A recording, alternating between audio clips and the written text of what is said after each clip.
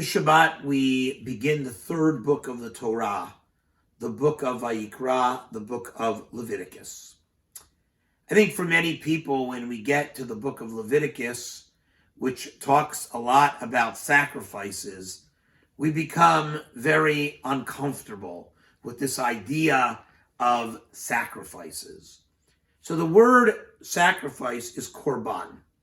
The purpose of the korbanot, the purpose of the sacrifices, was to bring people closer to God.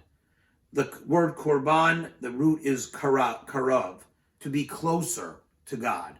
And when the Israelites of old, through the time of the destruction of the Second Temple in 70 CE, when they brought animals to God, it was a way for them to become closer to God.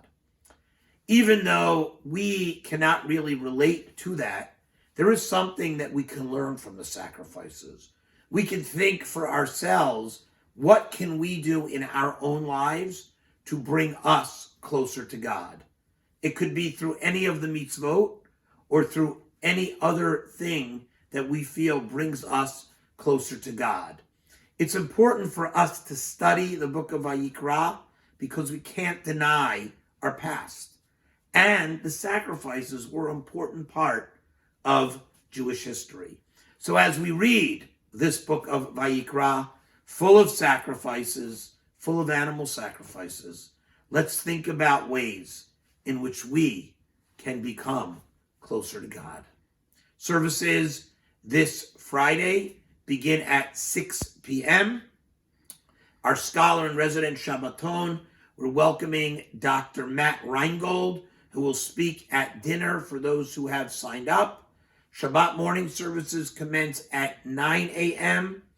It is March birthday and anniversary Shabbat. Dr. Reingold will be speaking at lunch. And then Saturday night, only by Zoom, 8:15 p.m.